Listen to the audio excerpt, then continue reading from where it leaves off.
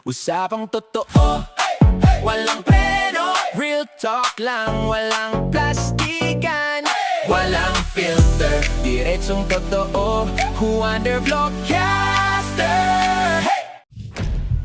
Magandang araw mga ka-Wonder, welcome back sa ating YouTube channel, Wonder Vlogcaster po. Isang media, no? Itong si Ronnie Ramos, binabanatan na naman itong si Representative Jinky Luistro. Itong si Ronnie Ramos, actually ngayon lang natin itatopic ito. So upon checking, naging laman na pala talaga niya si Luistro sa kanyang programa sa radyo at binabanatan niya ito. At tignan natin mga ka-Wonder kung may punto siya. At kung wala, of course, pagtanggol natin si Representative Luistro. Dahil ang tinatanong niya rito ay yung mga ebidensya at kung ano nang sinasabi niya.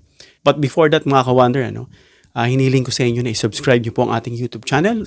So, mayroon pong bell dyan sa baba. Pindutin niyo muna yung subscribe and then lalabas yung bell. Then piliin niyo po yung all. Marami pong salamat.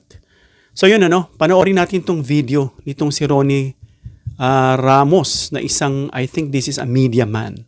Panoorin natin din, reaksyon na natin. Tapos at mawawala din yan sa pwesto. Ngayong nakinabang na kayo, tama na. Baka pwedeng tao naman, taong bayan naman ang intindihin ninyo. At hindi yung puro kayo pamumulitika na kagaya ng ginagawa ninyo sa ngayon. Na nagmumukha na kayong tanga. Oh, saan ka nakakita? Ikaw ang nagdemanda tapos ako, dinimanda mo ko tapos ako magbibigay sa iyo ng ebidensya? Bobo ka ba? Ganyan na ba kayo katanga? Sorry ha. Sorry. I always say sorry early in the morning. But this is a reality. Dinimanda mo ko. Tapos ako magbibigay sa iyo ng ebidensya? Ay napakatanga mo. Di para kung inamin yung lahat ng ibinibintang mo sa akin. Di ba ga? Oh, Sus Mariosep, naging congresswoman ka pa. Pagkatapos ay gusto mo pang ihalin tulad ka kay Miriam Defensor. Napakalaking kahihiyan. Napakalaki. Ubod ng katangahan. So yun mga ka-Wonder, itong mga komento ni Ronnie Ramos talagang below the belt. Nakaka-insulto, no? Mukhang hindi naman siya pinapatulan ni Congresswoman Luistro kasi nga hindi naman sila magkalibel, no? Kasi alam natin na itong issue niya parang kina-question niya yung isang abogado mga ka-Wonder. Kung babasahin natin, although mga tong media na mga ka-Wonder, first time ko lang tong reaksyonan. Hindi ko siya kilala, actually ngayon ko lang siya nabasa. Pero sino ba tong si Ronnie Ramos? Si Ronnie Ramos mga ka-Wonder ay isang media, no? Radio. I think sa radio yan. Of course, napapanood mo na rin sa YouTube dahil na-YouTube na nila yan. Ng DWAR Abante Radio, no? Isang media anchor broadcaster ng Abante Pilipinas, no? At kritiko sa gobyerno. Isa na namang maingay. Tingnan natin kung may laman kasi madalas maingay. Kamakailan lang itong early 2026 mukhang matindi ang pagpuna niya kay DILG John Vic Remulla. Ako, wag siyang basta-basta ron. Baka sapakin siya nun. Hindi natin pag-usapan ng gusto kung ano man yung background niya at ano man yung kanyang mga karanasan. Dahil ang focus natin mga ka-Wonder ay itong mga pinagsasabi niya laban dito kay Congresswoman Luistro. So sinabi niya ron na mawawala rin yan sa pwesto si Luistro at kung ano-ano mga narinig nyo naman mga ka-Wonder ang mga sinasabi niya. Ngayon, meron ba siyang basihan? Siya ba ay legally correct? No? Ibig sabihin lang mga ka-Wonder, base ron sa mga sinasabi niya at naging topic na rin natin, pinaliwanag natin doon, na lumalabas mga ka-Wonder na itong si Ronnie Ramos ay parang isa na namang batingaw na puro lang ingay, na walang nalalaman at may lakas pa ng loob mambash.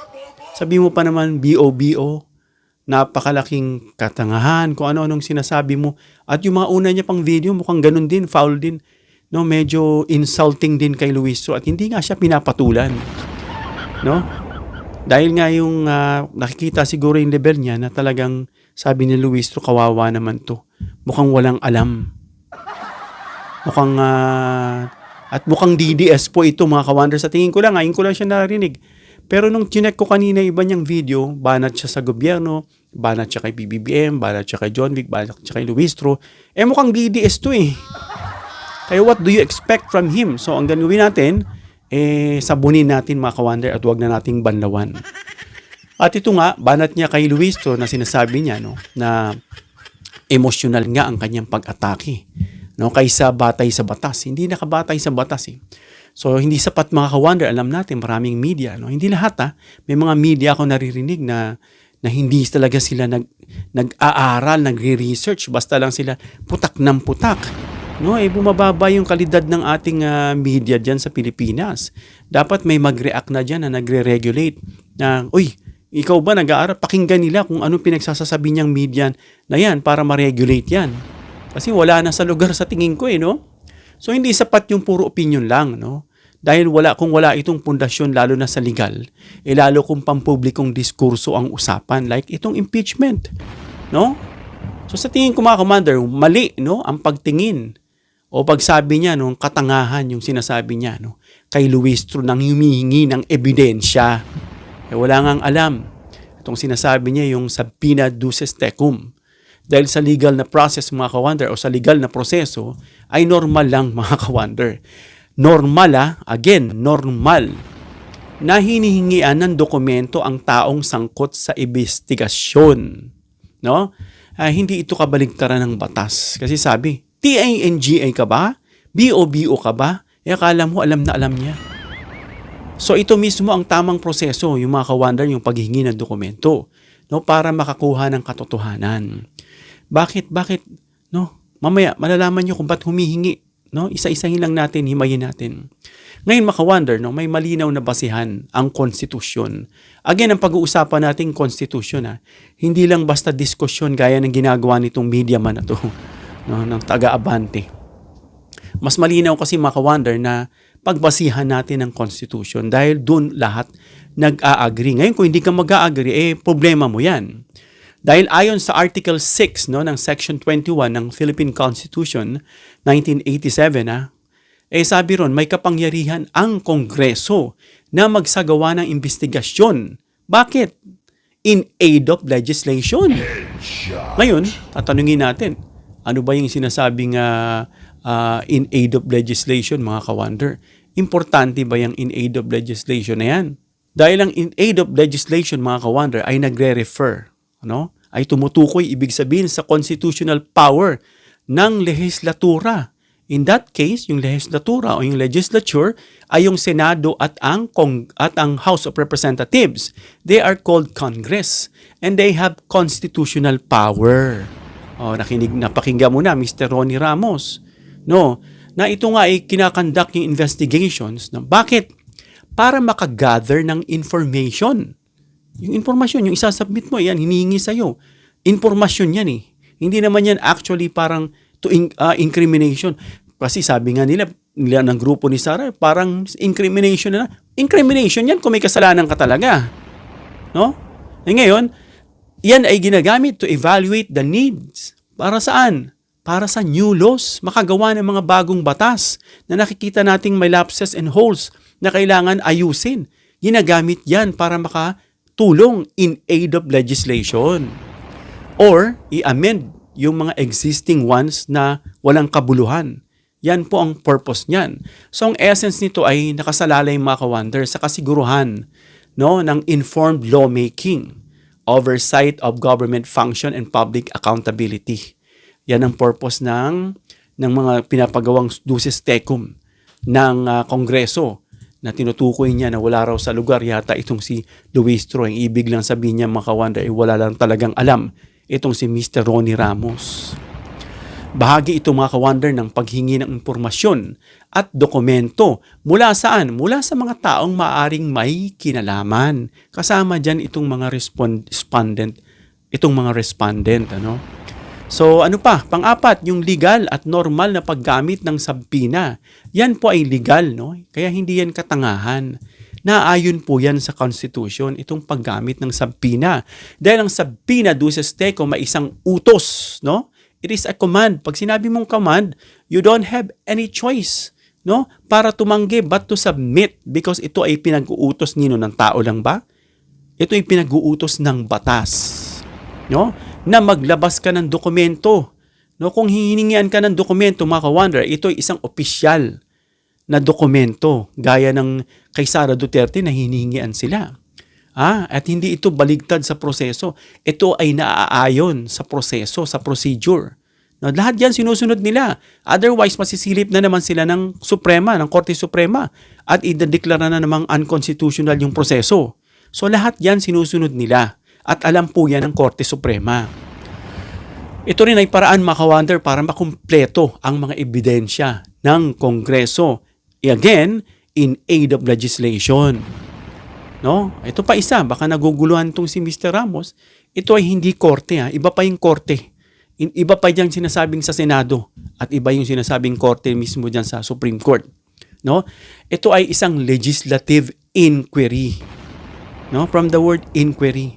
Kumbaga, nag-i-inquire, nag-aalam, kaya nga may hearing Hindi trial hearing. So, ibig sabihin, mga ka-wonder, walang plaintiff dito versus dependent. Walang ganun dito, no? Ang layunin nito, mga ka-wonder, ay makakuha nga ng impormasyon. Ano pa? Yung sinasabing makagawa ng batas at matiyak ang accountability ng mga opisyal. Kasi mga ka-wonder, nakitaan na may accountability si Sara Duterte dun sa mga ginastos niya na hindi niya maipaliwanag. Is that accountability? No or yes? If yes, then you have to submit to the requirements of the law. And that is to submit yung documents na pinapasabina sa'yo na dapat mong ibigay. At puro insulto na lang itong si Ramos. Hindi nga makipag-argumento. Puro sinasabi niya mga layman's understanding at pang-insulto, pang-didis. Yung insulto niya kasi, mga ka-wonder, ay halatang hindi argumento. No? Parang didias nga. Kapag hindi na kaya sa matalinuhang argumento, aanuhin ka. I-ad hominem ka na lang. No? So, ang paggamit ng salitang TANGA or BOBO ay hindi nakakatulong sa diskusyon, mga ka-wonder. Ito ay nakakapag-flare up pa. Mamaya patulang ka ni Luis at pahiya ka sa tungkol sa batas. Halatang wala kang alam. Pero nga hindi nga siya magi-stoop down sa level mo. No, so pinapakita rito, mga ka-wonder, na ang kakulangan sa maayos na pagsusuri. No, itong sinasabi ni Ramos, hindi nagre-research. No, mag-research bago magputak. Binigyan lang ng mikropono, binigyan lang ng camera, ng ere, ng studio. Magsasalita na, ay dapat hindi ganon. Dapat nire-regulate yan kung sino man ang nakakasakop dito. Kasi bakit? Bababa ang kalidad ng Pilipinas when it comes to mass media.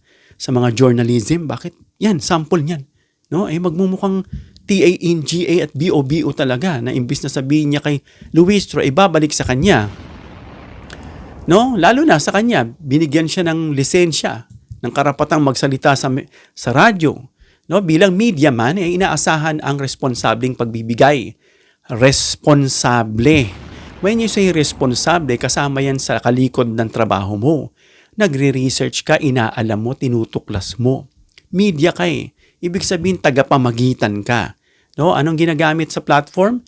Yung radyo, yung ere. No? Ikaw, tao, tagapagsalita. Yung mga taong witness, audience, nanonood. Ginagamitan ng platform.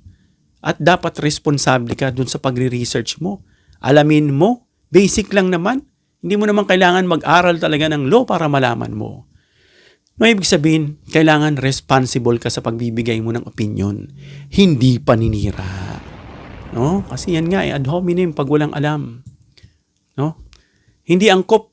Lalo na sinasabi niya na gusto raw ni itong si Luistro na parang ihalin tulad siya kay Depensor. Wala namang sinasabi si Luistro ganun sa kanya. Yun ay ayon sa mga tao dahil nga matalino si Luistro. Matalino dahil profesora, alam niya. No? Kaya yung isang profesora ng law at nagpa-practice, magaling talaga yan dahil nare-refresh siya, tinuturo niya. Ibig sabihin, nare-refresh sa isip niya. At alam niya yung sasabihin niya. No, kaya wag mong questionin at i-challenge. Dahil nagmumukha ritong TANGA at BOBO ay ikayo po, Mr. Ramos. No, kasi kilala si Madam Miriam po, no, sa kanyang malalim na kaalaman sa batas. Sabi ng father ko na siya po'y buhay kasi bata po ako, no. I was in my first year at high school when my father died. Bata pa ako. So narinig ko, my father said that meron kaming relationship o kamag-anak namin si Senator Miriam Santiago. No? At kinukwento niya nga yung mga kwento na re-reach out niya, yung kanilang pinagsamahan, kanilang asaran. But I wasn't able to have that opportunity, no? Na makilala, na makasama. No, na-meet ko minsan si Senator Miriam dun sa school sa isang university, nag-usap kami. Pero very brief lang kasi nagmamadali siya. So yun nga, no? Kinukumpara. Alam natin, nakilala si Senator Miriam sa malalim na kaalaman sa batas. Na actually, she is one of the, she had this exemplary, no? When it comes to her knowledge in law. No? So napaka-broad ng kanyang kaalaman patungkol sa batas. At ang paggamit ng sampina, mga ka-wonder, ay paghingi ng dokumento. Ito ay bahagi ng tamang legal na proseso. Kasi pag yan hindi nila ginawa, did you do this? Did you follow the process, the procedure thoroughly? Tatanungin sa kanila ng Supreme Court at sisilipin ng butas kung ano yung mga butas. And then, mag-violate at hindi mo sinunod. Therefore, this is unconstitutional na naman. No? Kaya isang bagay, mga ka-wonder, na malinaw niyang sinusuportahan. Ito bilang jurist. No? Sinusuportahan niya ni Luistro dahil alam niya ang batas. No, so pa yung ginawa ni Congresswoman Luistro, no, sa kanyang mandato.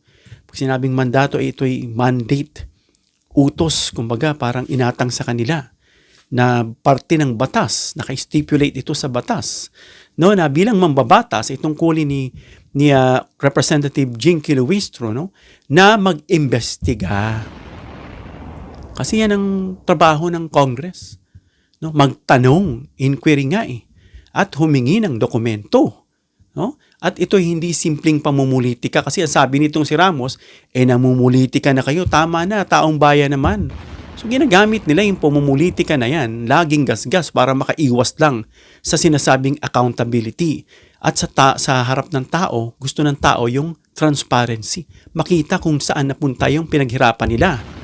No? Kaya ito hindi simpleng pamumulitika, mga ka-wonder. Ito ay bahagi ng sinasabing checks and balances sa gobyerno. Binabalance yan. Kung saan mo nagamit, may mali ka ba, kailangan ma-check at maayos. At kapag ito'y nag-violate sa law, of course, kailangan mong panagutan. At kapag ikaw ay na-find na guilty, dito sa impeachment niya, hindi ito criminal pa, ito'y pagtatanggal pa lang sa posisyon. And therefore, pag natanggal siya, ang parusa ay matatanggal siya bilang Vice President at siya ay ma-disqualify to hold any public office. No, ito yung perpetual disqualification. At saka lang papasok, pwede na isampahan siya ng mga criminal charges. So, malinaw na yan, mga ka-wonder, ano? Lalo-lalo dito kay Mr. Ramos. So, ang conclusion, mga ka-wonder, ang problema ay maling pag-unawa. Yan minsan na nangyayari sa banggaan. Daldal, hindi muna nagpa-process yung cerebrum. No, ang una lang ay bibig, yung dila. Alam mo yung dila, maliit lang yan. But dila, the tongue is very powerful, ano, to destroy even a family and a relationship. So, think, research carefully before paandarin yung dila. Tandaan, meron tayong utak na dapat paganahin. So ang problema, again, mga ka-wonder, ay ang maling pag-unawa. Hindi lang ito aksyon ng isang kongresista, no, ang mga problemang ito. Ito ay dapat itama, no, ang mga maling interpretasyon ng batas, no, at ang paggamit ng mga paninirang salita ay walang sapat na basehan. Pag wala ka talagang alam sa batas at mag-iingay ka dyan sa iyong programa, wala akong alam sabihin. Dadaanin ko lang sa ingay at pabanat-banat. Natutuwa yung mga tao dyan kasi akala may alam kasi banat ng banat. Totoo, wala lang alam, nagdadagdag lang ng fillers. Ang fillers niya ay yung mga BOBO, TANGA, pagtataas ng boses, rising intonation, pagagalit, extreme expression ng muka at ng boses. Yun na lang. So dapat maging responsable. No? Kaya aral sa mga iba pang media na nakikita natin na minsan hindi nagre-research, mag-research po kayo. Sayang yung bayad. Binabayaran kayo, mamaya tanggalin kayo dyan Para din lang ito sa inyo. Hanggang dito lang tayo, mga ka-wonder, comment down below your opinion para mabasa natin at ma-reaksyonan. Please give me a thumbs up if you like this video para ma-share ni YouTube sa iba pang viewers. Please share this video para malaman nila kung sino ba yung tama between Mr. Ronnie Ramos and Representative Jinky Luistro. Please subscribe, hit the notification bell icon and choose all bilang suporta sa aming mga content creators. Hanggang sa muli, mga ka-wonder. God bless.